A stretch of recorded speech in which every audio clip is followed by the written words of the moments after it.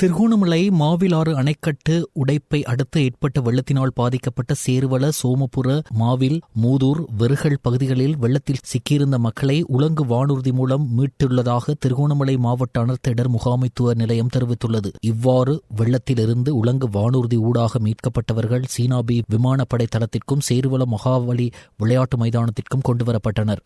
மூதூரில் 20,000 பேரும், சேருவிலவில் 5,000 பேரும், வெறுகலில் 4,000 பேரும் பாதுகாப்பாக தங்க வைக்கப்பட்டுள்ளதாக பாராளுமன்ற உறுப்பினர் ரோஷான் அக்மீமன தெரிவித்தார். மாவில்லாறு බැම්ම බිඳියාම නිසා ඇතිවෙච්ච ජලගැලීම් තත්ත්වයෙන් දැනට පවුල් 30,000කට ආසන්න ප්‍රමාණයක් සේරුවිල, මූතූර් සහ වෙරුගල් ප්‍රාදේශීය කොට්ටාස්වල පීඩා විඳිනවා.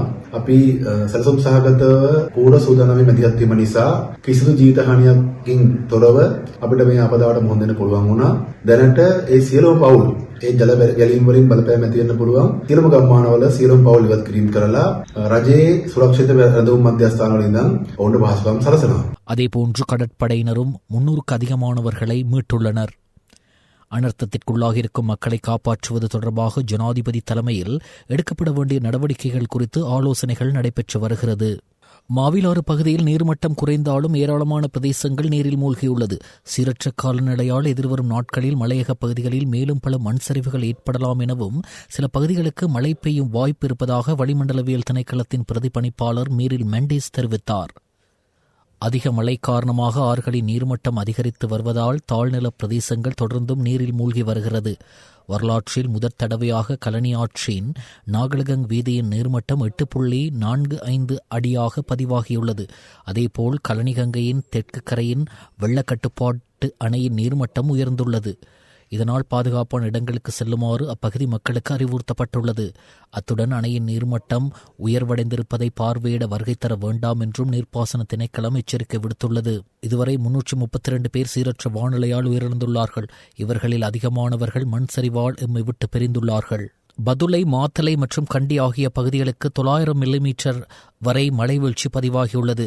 சிவப்பு எச்சரிக்கை விடப்பட்டவுடன் சில அபாயகரமான இடங்களிலிருந்து விலகிச் செல்லுமாறு அனர்த்த முகாமைத்துவ மத்திய நிலையம் தெரிவித்துள்ளது. அங்வெல நகரம் முற்றாக நீரில் மூழ்கியது. அதிவேக நெடுஞ்சாலையில் கடவத்தைக்கு பிரவேசிக்கும் அத்துருகிரிய பகுதி தொடர்ந்தும் நீரில் மூழ்கியுள்ளது. அதேபோன்று புறக்கோட்டை, குடகம பேருந்து அத்துருகிரிய வரை மட்டுப்படுத்தப்பட்டுள்ளது. வெள்ளத்தால் பாதிக்கப்பட்டவர்களை மீட்கும் பணி நேற்று வெள்ளம்பிட்டியவில் தொடர்ந்தது. முப்படை இணைந்து மேற்கொண்ட இந்த மீட்பு நடவடிக்கைகளில் வீடுகளின் மேல் மாடியில் நிற்கதியான நிலையில் இருந்த வயோதிபர்கள் மற்றும் நோயாளர்கள் பத்திரமாக மீட்கப்பட்டனர். இதற்காக 32 படகுகள் பயன்படுத்தப்பட்டது.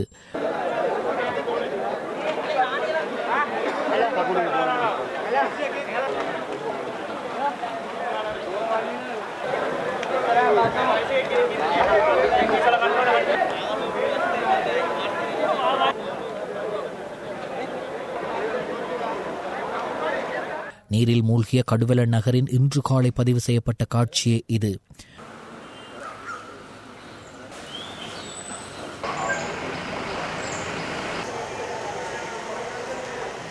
மாலவே பகுதி நீரில் மூழ்கியதால் கடுவல மற்றும் கொள்ளுப்பட்டிக்கான போக்குவரத்து பாதிக்கப்பட்டது.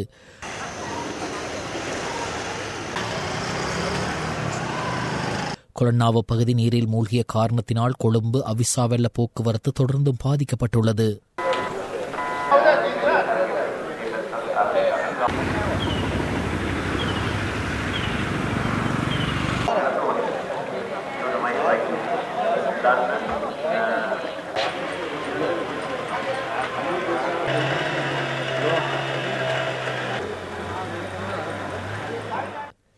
சில இடங்களில் 20 அடி வரை நீர்மட்டம் உயர்ந்துள்ளது. நாட்டில் டித்வா புயல் தாக்கத்தினால் ஏற்பட்ட அனர்த்தங்களில் பதிவான மரணங்களின் எண்ணிக்கை 332ஆக உயர்ந்துள்ளதாக அனர்த்த முகாமைத்துவ மத்திய நிலையம் அறிவித்துள்ளது. அத்துடன் 370 பேரை காணவில்லை எனவும் அவர்களை தேடும் பணிகள் தொடர்ந்து முன்னெடுக்கப்பட்டு வருவதாகவும் தெரிவிக்கப்படுகிறது. இன்று காலை 9 மணிக்கு அனர்த்த முகாமைத்துவ நிலையத்தினால் வெளியிடப்பட்ட அறிக்கையில் இந்த விடயம் குறிப்பிடப்பட்டிருக்கின்றது. அதே நேரம் சீரற்ற வானிலை காரணமாக 3,12,252 குடும்பங்களைச் சேர்ந்த 11,56,860 பேர் பாதிக்கப்பட்டுள்ளனர். அதிகபட்ச உயிரிழப்புகள் கண்டி மாவட்டத்தில் பதிவாகியுள்ளன. குறித்த மாவட்டத்தில் மாத்திரம் 88 மரணங்கள் பதிவாகியுள்ளன. அதேவேளை நுவரெலியா மாவட்டத்தில் 75 மரணங்களும், பதுளை மாவட்டத்தில் 71 மரணங்களும், குருநாகலில் 3 மரணங்களும் பதிவாகியுள்ளன. மேலும் அனர்த்தங்கள் காரணமாக கண்டி மாவட்டத்தில் 150 பேரும், நுவரெலியா மாவட்டத்தில் 62 பேரும், பதுளையில் 53 பேரும், குருநாகலில் 35 பேரும் இதுவரை காணாமல் போயுள்ளனர். மதவாச்சி மன்னார் பாதையில் செட்டிக்குளம் பகுதியில் விபத்துக்குள்ளான வாகனமும் அதில் பயணித்தவர்களும் பாதுகாப்பாக கடற்படையினரால் மீட்கப்பட்டனர். வெண்ணப்புவ லுணுவில பிரதேசத்தில் ஹெலிகாப்டரை அவசரமாக தரையிறக்க முற்பட்ட போது உயிரிழந்த விமானி தொடர்பில் இலங்கை விமானப்படை குறிப்பொன்றை வெளியிட்டுள்ளது. சீரற்ற வானிலை காரணமாக பாதிக்கப்பட்ட மக்களுக்கு உணவுப் பொருட்களை விநியோகிக்கும் நடவடிக்கைகளில் ஈடுபட்டிருந்த போதே இந்த விபத்து இடம்பெற்றுள்ளது. நேற்று மாலை இலங்கை விமானப்படைக்கு சொந்தமான பெல் 212 ரக ஹெலிகாப்டர் ஒன்று வெண்ணப்புவ லுணுவில பாலத்திற்கு அருகில் இருந்தவர்களுக்கு உணவுப் பொருட்கள் உள்ளிட்ட உபகரணங்களை வழங்கிக் கொண்டிருந்த போது அது அவசரமாக தரையிறக்கப்பட்டுள்ளது. இதன்போது ஹெலிகாப்டர் அருகில் உள்ள ஆற்றில் விழுந்து விபத்துக்குள்ளானது. சம்பவத்தின் போது விமானிகள் 2 உட்பட 5 விமானப்படை உறுப்பினர்கள் ஹெலிகாப்டரில் இருந்துள்ளனர். பிரதேசவாசிகளும் போலீசாரும் இணைந்து அவர்களை உடனடியாக மீட்டு மாரவிலா வைத்தியசாலையில் அனுமதித்துள்ளனர். எனினும் பிரதான விமானி விங் கமாண்டர் நிர்மால் சியம்பலாபிட்டியே உயிரிழந்துள்ளார் என போலீசார் தெரிவித்தனர். நாட்டில் ஏற்பட்ட சீரற்ற கால்நிலை காரணமாக சிலாபம் ஆதார வைத்தியசாலைக்குள் வெள்ளம் புகுந்ததால் அங்கு சிகிச்சை பெற்று வந்த 6 குழந்தைகள் உட்பட அவர்களின் தாய்மார்களும் நேற்று புத்தளம் ஆதார வைத்தியசாலைக்கு கொண்டு செல்லப்பட்டனர். ரத்மலான இலக்கம் 4 படைப்பிரிவைச் சேர்ந்த பெல் 412 ஹெலிகாப்டர் மூலமாக இந்த தாய்மார்களும் குழந்தைகளும் பாதுகாப்பாக அழைத்து வரப்பட்டனர்.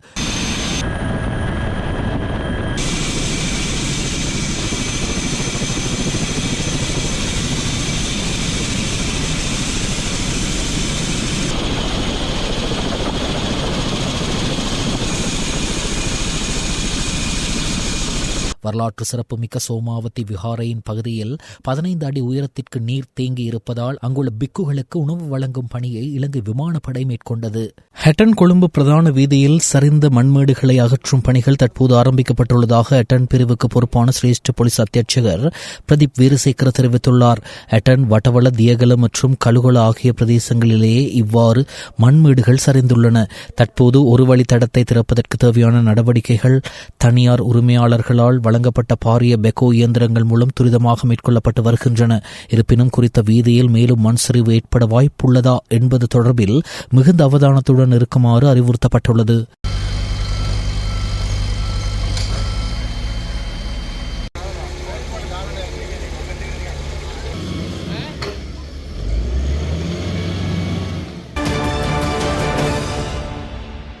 ஒரு நாடென்ற வகையில் நாம் வரலாற்றின் மிகப்பெரிய மற்றும் மிகவும் சவாலான இயற்கை பேரழிவிற்கு முகம் கொடுத்துள்ளோம் என்பதை நாம் அறிவோம். இந்த நாட்டின் வரலாற்றில் மிகவும் சவாலான மீட்பு நடவடிக்கையை நாம் ஆரம்பித்துள்ளோம் என்பதையும் அறிவோம்.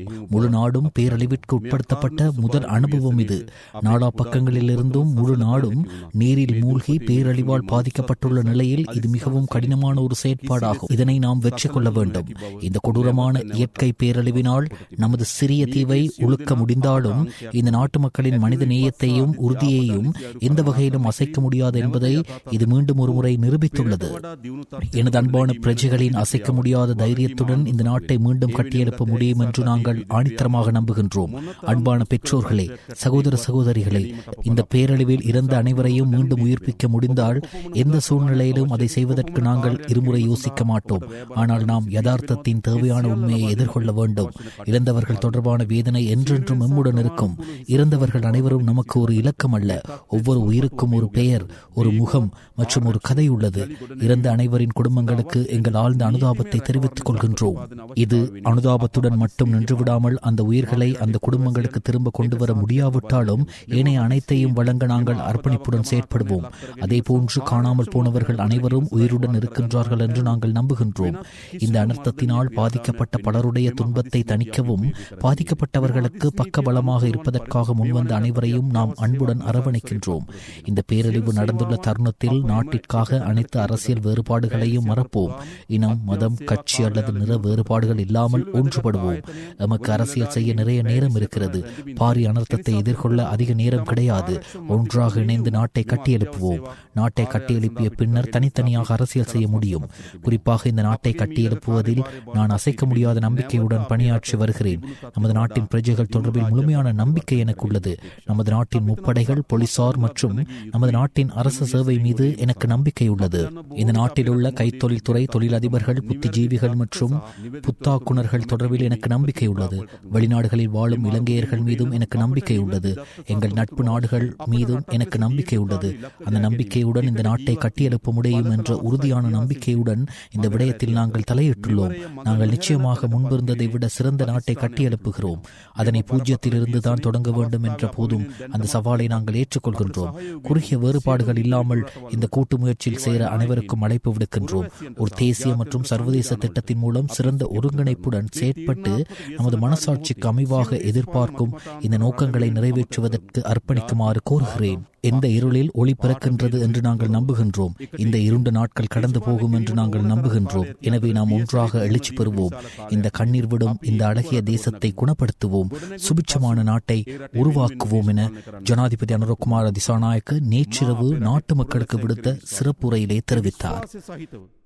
අපි රටක් හැටියට මුහුණ දී සිටින්නේ ඉතිහාසයේ විශාලතම සහ අභියෝගාත්මක ස්වභාවික ව්‍යසනයට බව අප දන්නවා. ඒ වගේම අප දියත් කොට ඇත්තේ මෙරට ඉතිහාසයේ අභියෝගාත්මකම ගලවා ගැනීමේ මෙහෙයුම බවත් අප දන්නවා. මේ අකාරුණික ස්වභාවික ව්‍යසනයට අපේ කුඩා දූපතම සසල කළ හැකි වුණත් මේ දූපතේ මිනිසුන්ගේ මනුස්සත්වය සහ අධිෂ්ඨානශීලීත්වය කිසි ලෙසකින් සසල කළ නොහැකි බව නැවත නැවතත් පසක් කොට තිබෙනවා. මියගිය සියලු දෙනා අපට අංකයක් නොවේ. ඇතිවන විපත් සහ අදිසි ආපදා නිසියාරු කළමනාකරණය කිරීම, නැවත යථා තත්ත්වයට හෝ පෙරට වඩා දියුණු තත්ත්වයකට ගොඩනැගීම යන ත්‍රිවිධ ක්‍රියාවලිය වගකීම ආණ්ඩුව සතු වෙනවා. ඒ වෙනුවෙන් ගත හැකි සහ ගත යුතු ඉදිරි ක්‍රියාමාර්ග මොනතරම් දුෂ්කර තත්ත්වයක් යටතේ වුවත් ගැනීමට අප බලාපොරොත්තු වෙනවා. අපි දිසාපතිවරුන්ට දැනුම් දී තිබෙනවා. ඔබට කොපමණ මුදල් ප්‍රමාණයක් අවශ්‍යද? කොපමණ කාර්යයන් කිරීම සඳහා ඔබට වැයබරක් දරන්න සිදු වී තිබෙනවද? ඒ සියල්ල ලබා දෙන්න අපි අවශ්‍ය කරන කටයුතු සම්පාදනය කරලා තිබෙනවා. සීරුවෙන් සහ ක්‍රමානුකූලව හිස ඔසවන්නට පොරබදමින් සිටි රටකට මේ තත්ත්වයේ සුළුපටු අභියෝගයක් නොවේ. වේගවත්, කාර්යක්ෂම යලි ගොඩනැන්වීමක් සඳහා අවශ්‍ය වෙන නීතිමය රැකවරණ සහ ප්‍රතිපාදන අවශ්‍යතාවය වෙනුවෙන් අප හදිස් නීතිය පනවා තිබෙනවා. මා මේ රටේ පුරවැසියන්ට එක සහතිකයක් ලබා දෙන්න කැමතියි. මෙම හදිස් නීතිය මෙම ආපදාව කළමනාකරණයට ලක් කර ගැනීම සහ කාර්යක්ෂම අපේ රට ගොඩනැගීම සඳහා ඉවහල් කර ගන්නවා ඇරුණුකොට වෙනත් කිසිදු මර්ධනීය ක්‍රියාදාමයක් වෙනුවෙන් මෙම හදිස් නීතිය අපි උපයෝගී කරගන්නේ නැහැ. මෙම හදිස් නීතියට අනුකූල වන පරිදි මේ වන විටත් අපි අත්‍යවශ්‍ය සේවා කොමසාරිස්වරයෙක් පත් කර තිබෙනවා. සියලු සේවාවන් අප එම එක තැනකට කේන්ද්‍රගත කොට තිබෙනවා. පැය 24 පුරාම අත්‍යවශ්‍ය සේවා කාර්යාල විවෘත කොට තිබෙනවා. සියලු වැදගත් ආයතනයන් වල නිලධාරීන් එහි පැය 24ම රැඳෙමින් තිබෙනවා. එනිසා අපි හිතනවා ඊටමත් කාර්යක්ෂම මධ්‍යගත මෙහෙයුමක් මෙම අත්‍යවශ්‍ය සේවා කාර්යාලය සඳහා පිටු කර ගැනීම සඳහා අපි සලස්මත් සකස් කොට තිබෙනවා. අපගේ මීළඟ කාර්යභාරය බවට පත් වී තිබෙන්නේ නැවත අපේ රට තිබුණු තත්ත්වයට වඩා දියුණු රාජ්‍යයක් බවට පරිවර්තනය කර ගැනීමේ අපේක්ෂාව. අපි හිතනවා අපි ශක්තිමත් අරමුදලක් ගොඩනැගී යුතුයි මෙම ව්‍යසනයෙන් ගොඩ ඒම සඳහා. අපි දන්න බොහෝ විට අපේ රට මුහුණ දෙන තත්ත්වය තමයි නිවැරදි දත්ත සහ නිවැරදි තොරතුරු නොමැතිවීමේ ප්‍රතිවිපාක වලට අපි මුහුණ දී තිබෙනවා. මෙම අර්බුදයෙන් ගොඩ එන්න නම් අපට නිවැරදි දත්ත සහ තොරතුරු අවශ්‍යයි. අපට රටක් ලෙස දීර්ඝ කාලීන ඉලක්ක ජය ගැනීමට, එකට ජීවත් වීමට බලකල අවස්ථා ඉතිහාසය විසින් මගහැර ඇති අතර මෙවරය මග නොහැරෙන තැනට පත් කිරීමේ අදිෂ්ඨානය අපි තුල තිබෙනවා. මෙම බරපතල ව්‍යසනය අවස්ථාවේ අප වෙනුවෙන් දැන්ටමත් ඉදිරිපත් වූ අපට සහයෝගය දුන් සියලු හිතමිතුරු රටවල් වලට, ඒවායේ නායකයින්ට, පුරවැසියන්ට සහ ජාත්‍යන්තර සංවිධානවලට අපි ස්තුතිය පුද කරනවා. මේ තීරණාත්මක ව්‍යසනකාරී මොහොතේ සියලු දේශපාලන මතිමතාන්තර රට වෙනුවෙන් අමතක කරමු. ජාති, ආගම්, පක්ෂ, පාට භේද වලින් තොරව එකට එක්වෙමු. දේශපාලනය කිරීමට ඕන තරම් කාලය ඇති අතර ව්‍යසනයට මුහුණ දීමට විශාල කාලයක් නැහැ. අපි එක්ව රට ගොඩනගමු. ගොඩනැගු පසු ඒ රටේ වෙන්වෙන්ව දේශපාලනය කරන්න අපට පුළුවන්කම තිබෙනවා. මා අපේ රටේ පුරවැසියන් කෙරෙහි විශ්වාසය තබනවා. ඒ විශ්වාසය සහිතව මේ රට ගොඩනැගිය හැකි කියන දැඩි විශ්වාසකින් යුතුව අප මෙම කාර්යභාරයට මැදිහත් වී තිබෙනවා. නියත වශයෙන්ම අපි පෙර තිබූ තැනට වඩා හොඳ රටක් ගොඩනගනවා. පටු වාද භේද වලින් තොරව සියලු දෙනාට මේ සාමූහික ප්‍රයත්නයට එක්වන්න අපි ආරාධනා කරනවා. ඕනෑම අන්ධකාරයක ආලෝකයක් ඇති බව අප විශ්වාස කරනවා. එනිසා අප එකාවන්ම නැගී සිටිමු. මේ කඳුළු සලන පාරාදීසය සුවපත් කරමු. දීප්තිමත් දිවයිනක් ගොඩනගමු. பாராளுமன்ற அமர்வில் இருந்து இலங்கை தமிழரசு கட்சி வெளிநடப்பு செய்ததாக அக்கட்சியின் பாராளுமன்ற உறுப்பினர் ராசமாணிக்கம் சாணக்கியன் சபையில் அறிவித்தார். ஜனநாயக தமிழ் தேசிய கூட்டமைப்பும் சபை அமர்வில் இருந்து வெளியேறுவதாகவும் செல்வம் அடைக்கலநாதன் தெரிவித்தார். நாங்களும் இந்த சபை அமர்விலே இருந்து நாங்கள் வெளியேறதுக்காக இலங்கை தமிழரசு கட்சி முடிவெடுத்திருக்கிறோம். மிக முக்கியமாக இதுக்கான காரணத்தை மாத்திரம் குறிப்பிட்டு வெளியேறலாம் நினைக்கின்றேன். வடக்கு கிழக்கு பூராவும் சரி, நாடு முழுவதும் இந்த அனர்த்தத்தின் ஊடாக லட்சக்கணக்கான மக்கள் தற்பொழுது பாதிக்கப்பட்டிருக்கிறார்கள். இன்று வரைக்கும் உண்மையிலே கொல்லப்பட்ட மக்களுடைய எண்ணிக்கை எத்தனை என்றது அரசாங்கத்துடைய அறிவித்தல் நேற்று மாலையிலே 6 மணிக்கு பிறகு தரவில்லை. இவ்வாறான ஒரு நிலையிலே எதிர்க்கட்சியை சேர்ந்த நாங்கள் அனைவரும், அனைத்து கட்சிகளை சேர்ந்த நாங்கள் அனைவரும் ஓரணியாக நின்று இன்றைய நாளிலே பாராளுமன்றத்துக்கு எங்களுடைய மக்களுடைய மாவட்டங்களில் இருக்கிற குறைபாடுகளை, நிவாரண பணிகளுடைய எவ்வாறு நாங்கள் சிறப்பாக செய்யலாம் என்ற விடயத்தை, நாங்கள் என்னென்ன விடயங்களை செய்ய வேணும். இன்று உங்களுக்கு தெரியும், மாவிலாறு அணைக்கட்டு உடைந்து அங்கே திருவண்ணாமலை மாவட்டத்தில் கடும் பிரச்சனை, இப்படி வடக்கு கிழக்கு பூராக கடுமையான பிரச்சனை இருக்கின்றது. அவ்வாறான ஒரு சூழலிலே நாங்கள் இன்று கேட்டது, எங்களுடைய பாராளுமன்ற உறுப்பினர்கள் மிகவும் சிரமத்துக்கு மத்தியிலே கொழும்புக்கு வருகை தந்திருக்கிறார்கள். இந்த மக்களுடைய பிரச்சனைகளுக்கு தீர்வுகளை காண வேண்டும் என்று. கௌரவ சபாநாயகர் அவர்களே, உங்களுக்கு தெரியும், நாங்கள் இலங்கை தமிழரசு கட்சி என்றது எதிர்கட்சியில் இருக்கிற ஒரு கட்சி. ஆனால் வடக்கு கிழக்கிலே உள்ளூராட்சி மன்றங்கள் அதிக அளவிலே எங்களுடைய கட்டுப்பாட்டிலே தான் இருக்கின்றது. அப்போ அரசாங்கம், மத்திய அரசாங்கம், அதாவது நிறைவேற்ற அதிகார முறைக்குள்ளே இருக்கிற ஜனாதிபதி உட்பட அமைச்சர்கள் கொண்டு போகும் வேலை திட்டங்களிலே எங்களுடைய உள்ளூராட்சி மன்றங்களும் பங்களிக்க வேண்டும். அந்த எவ்வாறு அதை செய்வது, எங்களுடைய உதவியை நீங்கள் எப்படி எடுப்பது, நாங்கள் பல சர்வதேச தொடர்புகளை கொண்ட கட்சி, இந்த எங்களுடைய வடக்கு கிழக்கிலே பாதிக்கப்பட்ட மக்களை எவ்வாறு நிவாரணங்களை கொண்டு வருவது, இவ்வாறான பல விடயங்களை பற்றி பேசுவதற்கு இன்றைய நாளிலே நாங்கள் இந்த ஒரு சில மணித்தியாலங்களை மேலதிகமாக ஒதுக்க சொல்லி தான் கேட்டிருந்தோம். ஆனால் அதுக்கு நீங்கள் அனுமதிக்கவில்லை, அதுக்கும் நீங்கள் அனுமதிக்கவில்லை. நாங்கள் இணங்கியிருந்தோம். 2 நாட்களுக்கு பின்பு இந்த வரவு செலவு திட்டத்தை விவாதமே இல்லாமல் நாங்கள் அமுலுக்கு கொண்டு வரதுக்கு ஆதரவு தருவோம் என்று நாங்கள் சொல்லியிருந்தோம். ஆனால் நீங்கள் அதுக்கு கூட இணங்கவில்லை. இன்றைய முழு நாள் விவாதம் ஒரு ஆக குறைந்தது 6 மணி வரைக்கும் தந்திருந்தால் எங்களுடைய மாவட்டங்களில் இருக்கிற பிரச்சனையை சொல்லியிருக்கலாம். இன்று மத்திய மாகாணத்திலே எங்களுடைய எத்தனையோ தமிழ் பேசும் உறவுகள் கொல்லப்பட்டிருக்கிறார்கள். சில கிராமங்கள் முழுமையாக இல்லாமல் போயிருக்கின்றது. இவர்களை பற்றி நீங்கள் அரசாங்கம், இது ஒரு கொலை, இது உண்மையிலே தயார் நிலையிலே இல்லாத ஒரு கொலை, படுகொலை செய்திருக்கிறீர்கள். மக்களை தயார் நிலையிலே இல்லாத படுகொலை செய்திருக்கிறீர்கள். அந்த வகையிலே இந்த விவாதத்திலே நீங்கள் எங்களுடைய கட்சிக்கு இந்த எதிர்கட்சிக்கு ஒட்டுமொத்தமாக 2 மணித்தேலம் ஒதுக்கினால் எங்களுடைய கட்சிக்கு அதிலே 5 நிமிடங்கள் தான் பெறும். நாங்கள் 8 பாராளுமன்ற உறுப்பினர்கள் 5 நிமிடத்தில் எங்களுடைய மக்களுடைய பிரச்சனையை முன்வைக்க முடியாது. அந்த வகையிலே இந்த ஒரு பொருத்தமில்லாத ஒரு செயல்பாடு அரசாங்கம் பயப்படுகின்றது. மக்கள் பிரதிநிதியுடைய கருத்து இந்த உயரிய சபையிலே மக்களுக்கு பொய் சென்று விடும் என்று பயப்படுறார்கள் என்ற கருத்தை சொல்லி நாங்களும் வெளியேறுவதாக சொல்லி விடைபெறுகிறேன். நன்றி. Honorable அடைக்கலநாதன் மந்திரித்துமா. நன்றி சபாநாயகர் அவர்களே. எதிர்க்கட்சிகள் எடுத்த முடிவின் பிரகாரம் எங்களுடைய மக்களுடைய அனர்த்தம் சார்பாக இன்றைய தினம் பேசுவதற்காக வாய்ப்பு அளிக்கப்பட வேண்டும் என்று கேட்டுக்கொண்டதுக்கிணங்க அது மறுக்கப்பட்டதன் அடிப்படையிலே ஜனநாயக தமிழ் தேசிய கூட்டமைப்பும் இந்த விவாதத்தில் இருந்து வெளியேறுகிறது என்பதை சொல்லிக்கொள்ள விரும்புகிறேன்.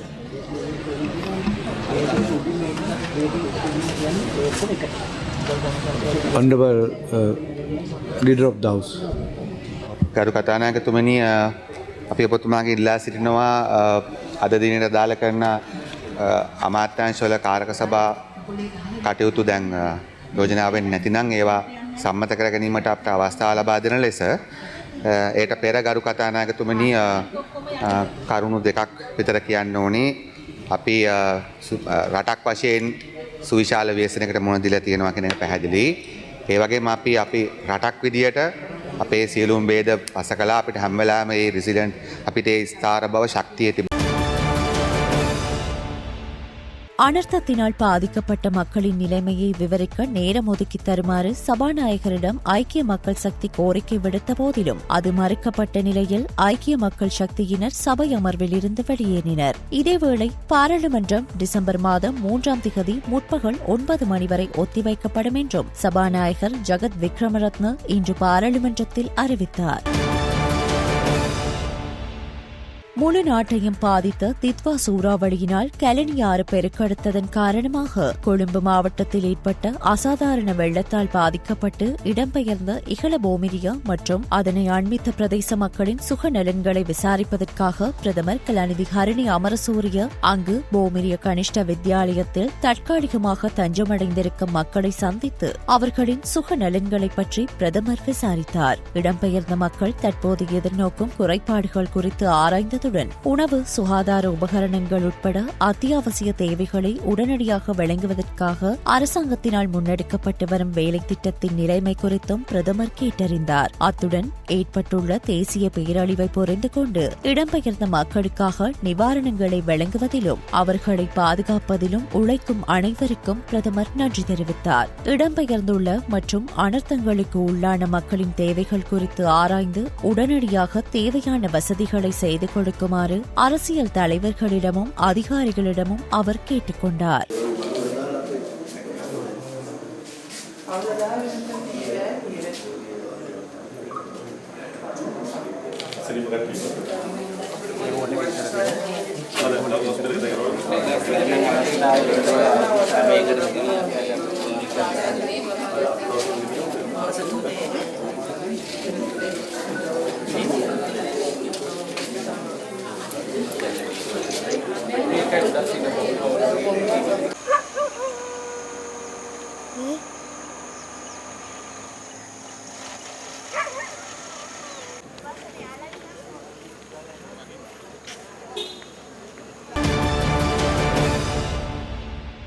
எதிர்க்கட்சித் தலைவர் சஜித் பிரேமதாசவுக்கும் ஜப்பானிய தூதுவர் அகியோ இசமாட்டோவுக்கும் இடையிலான விசேட சந்திப்பொன்று பாராளுமன்றத்தில் உள்ள எதிர்க்கட்சித் தலைவர் அலுவலகத்தில் இடம்பெற்றது. தற்போது இலங்கை எதிர்கொள்ளும் பேரிடர் நிலைமை குறித்து இரு தரப்பினரும் நீண்ட கருத்துக்களை இங்கு பரிமாறிக்கொண்டனர். சிறப்பு மதிப்பீடு மற்றும் நிவாரணக் குழுக்களை ஜப்பான் இலங்கைக்கு அனுப்பி வைத்தமைக்கு எதிர்க்கட்சித் தலைவர் சஜித் பிரேமதாச இதன்போது தனது நன்றியை தெரிவித்தார்.